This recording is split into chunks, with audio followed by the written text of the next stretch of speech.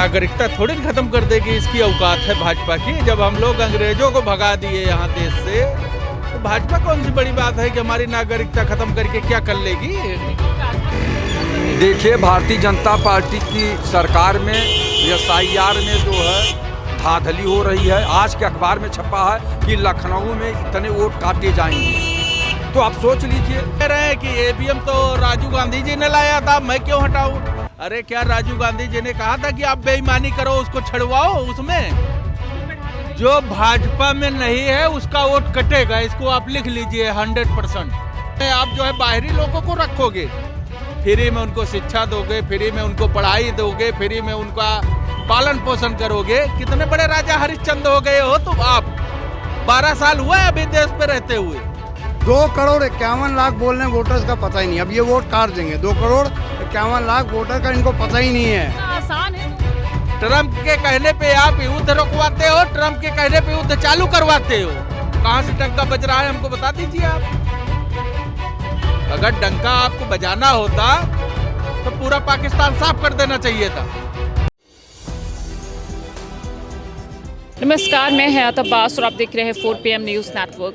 देखिए, उत्तर प्रदेश में 27 में चुनाव है, बंगाल में एक तरफ चुनाव है, जिसके पहले ही SIR की प्रक्रिया पूरे भारत देश में स्टार्ट हो गई। लेकिन विपक्ष का कहना है कि इससे कम से कम कई लाखों में वोट कटेगा। तो क्या इसमें सच्चाई है जनता के पीछे? और इसी मुद्दे पर चर्चा कर लेते हैं। सर, क्या लग रहा है? SIR के जरिए विपक्ष कह रहा है कि लोगों के वोट काटने की तैयारी की जा रही है चुनाव से पहले।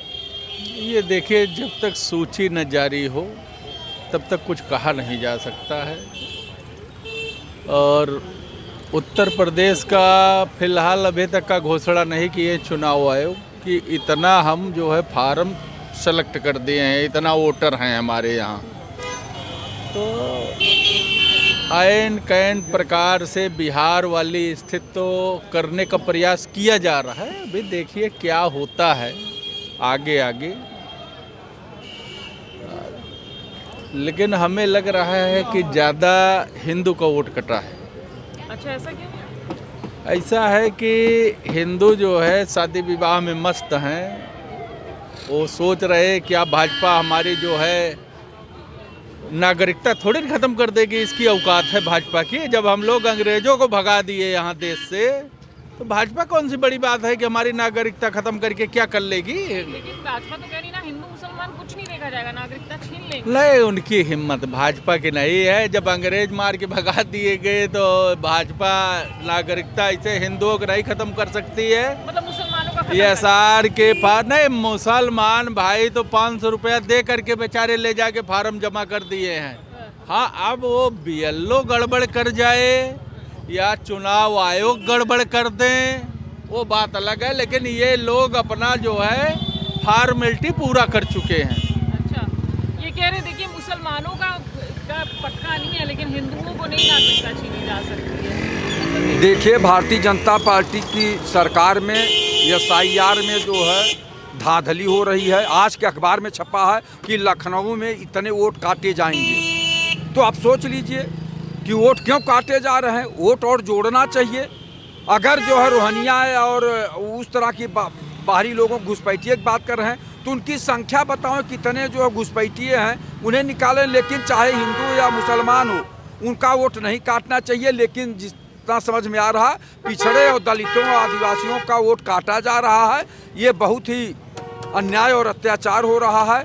जनता के अधिकारों को लूटने का प्रयास हो रहा है। तो SIR की डेट भी बढ़ा दी गई। जो भाजपा में नहीं है उसका वोट कटेगा, इसको आप लिख लीजिए 100%। या तो आप भाजपा में आकर के मिल जाइए। मैं भी विचार कर रहा हूँ कि कहीं हमारा वोट न कट जाए, इसलिए जो है विचार करना पड़ेगा कि अब हम लोग को सोचना पड़ेगा, क्योंकि BJP को वोट नहीं करेगा उसका वोट कट जाएगा। देखिए, सबसे पहले बता दूं आपको, SIR असंवैधानिक है।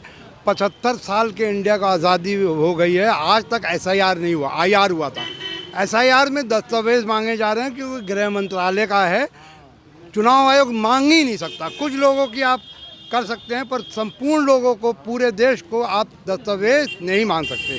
2,51,00,000 बोल रहे हैं वोटर्स का पता ही नहीं। अब ये वोट काट देंगे। 2,51,00,000 वोटर का इनको पता ही नहीं है। इतना आसान है 2 करोड़ लोगों का बिल्कुल आसान है। जब लोकसभा में क्वेश्चन लगा दिए राहुल गांधी जी ने कि आप ईवीएम हटा दीजिए, ईवीएम गलत है, आपका चुनाव आयोग वोट काट रहा है, तो इस पर प्रधानमंत्री अगर कुछ न कर पाए, क्योंकि वो तो कर ही रहे हैं प्रधानमंत्री जी, तो राष्ट्रपति को संज्ञान लेना चाहिए, राष्ट्रपति शासन लगाना चाहिए भारत में, क्योंकि जो लोकसभा में क्वेश्चन मार्क होता है उस पर कार्रवाई होना चाहिए।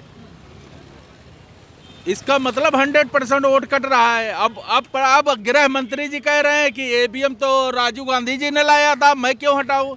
अरे क्या राजीव गांधी जी ने कहा था कि आप बेईमानी करो, उसको छुड़वाओ उसमें? ये तो राहुल गांधी जी ने नहीं कहा था। कोई भी मशीनरी है तो उसको ईमानदारी से चलने दीजिए ना। आप ये कहते हैं कि जहाँ जीत जाते हैं वहाँ ईवीएम पे नहीं तो हम क्यों नहीं, आप बताइए, अगर एक वोट एक बटन हम साइकिल का दबा रहे, 3 पर्ची क्यों भाजपा की निकल रही उसमें से? देखिए सर, जो हुआ है अभी बिहार में, पूरा लिस्ट आने के बाद वहाँ 59 लाख वोट डुप्लीकेट मिले, सुप्रीम कोर्ट में चैलेंज किया और चुनाव आयोग ने नकारा नहीं है।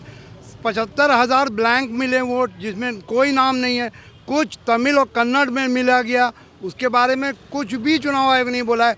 जब राहुल गांधी ने बोला 45 दिन में आपको वो वीडियो रिकॉर्डिंग था, महमूद पराशर ने मांगा था, तो आपने कानून ला के बदल दिया। आपने कानून ला के क्यों बदला कि इलेक्शन कमीशन पे कोई एफआईआर नहीं हो सकता है? ये कानून क्यों बदला? क्योंकि आपको चोरी करनी थी, चोरी करके ये जीतना चाहते हैं। देखिए, रोहिंग्या बोल के 10 लोगों को नाव से बांग्लादेश भेज दिए, उसमें से सब वापस आ गया। 3 सुप्रीम कोर्ट में केस किया, 3 हाई कोर्ट में किया, एक शकुंतला देवी को डांट लगा के सुप्रीम कोर्ट बोला वापस बुलाओ, अब बुलाना पड़ा। 10 लोग को तो आप भेज नहीं पाए। आपका पर सिंधी नहीं है, आप बांग्लादेश ले जाके खड़ा कर दोगे कि भैया ले लो, ऐसे कोई ले लेगा?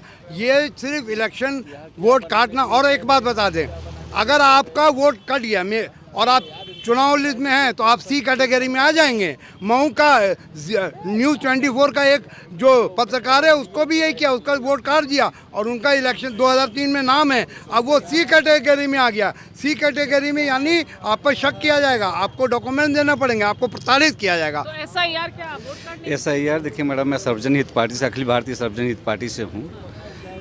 कोई भी पार्टी हो, उसका नीति और नीयत साफ होनी चाहिए। अगर एसआईआर बनाए तो एक नीयत से होनी चाहिए हो।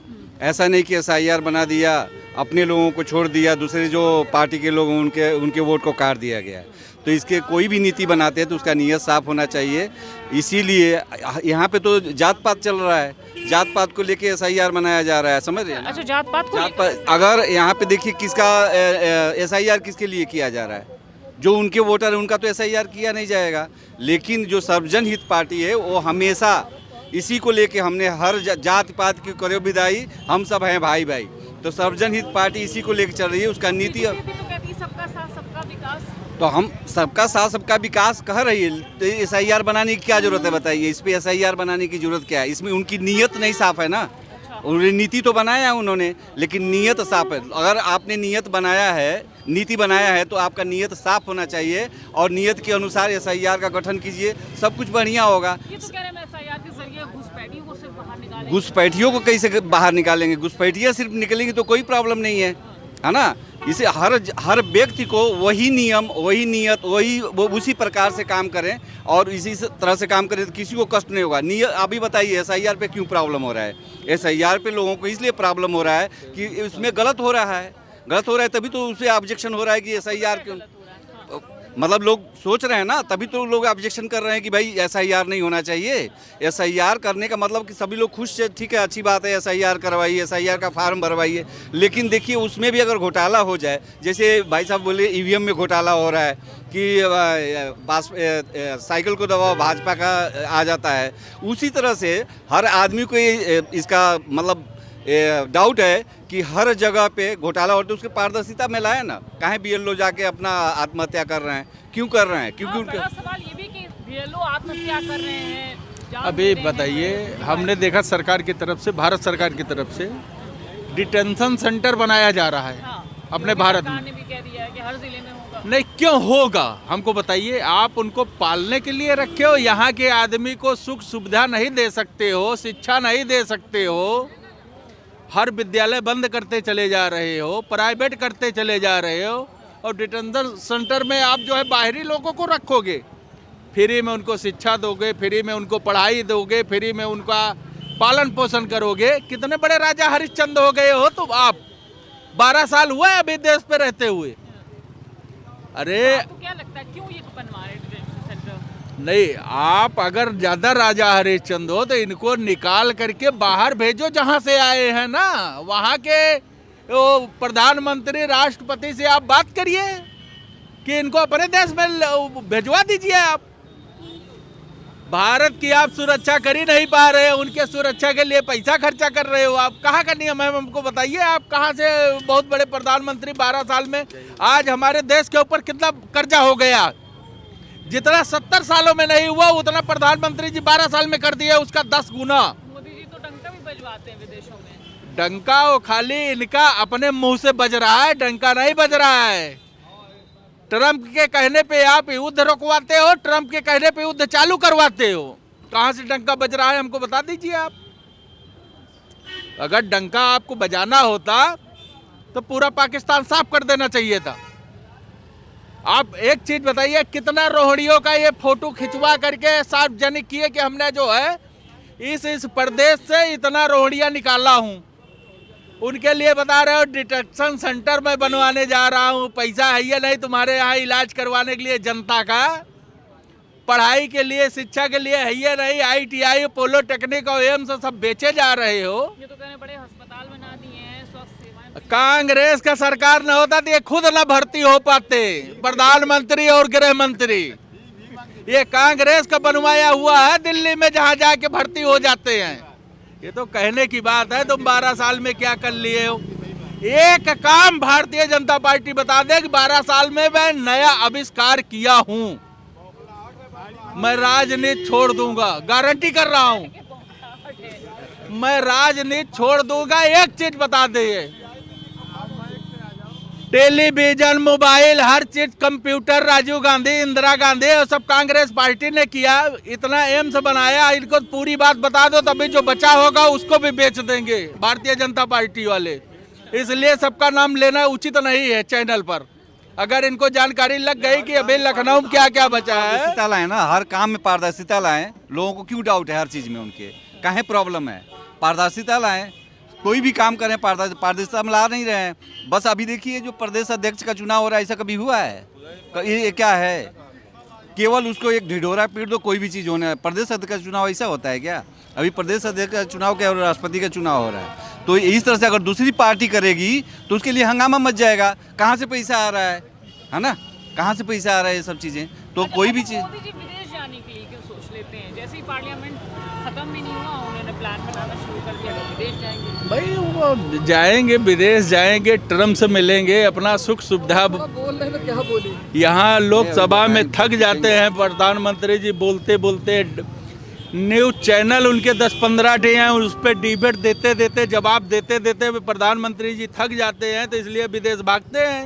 अब भाई इस तो उम्र में इनका रेस्ट भी चाहिए ना, इस उम्र में रेस्ट भी तो थोड़ा चाहिए ना, मेहनत के साथ साथ। रेस्ट बिल्कुल सही कह रही है, रेस्ट चाहिए। अब उनको घर में बैठना चाहिए, रिटायरमेंट ले लें। उनको इतना दौड़ना नहीं चाहिए, उनको रिटायरमेंट लेना चाहिए। और जो 45 करोड़ का ये डिटेंशन सेंटर बन रहा है, 27,000 स्कूल बंद कर दिए हैं, स्कूल में पैसा लगाना चाहिए। कुत्ते लौट रहे हैं स्वास्थ्य में। और मोदी जी को 80 साल हो रहा है, अब रेस्ट करें। जैसे अडानी को भेजा था, आप भी चले जाइए और आराम करिए। इस टाइम राहुल को कमान दीजिए, वो यंग है, वही काम कर सकते हैं।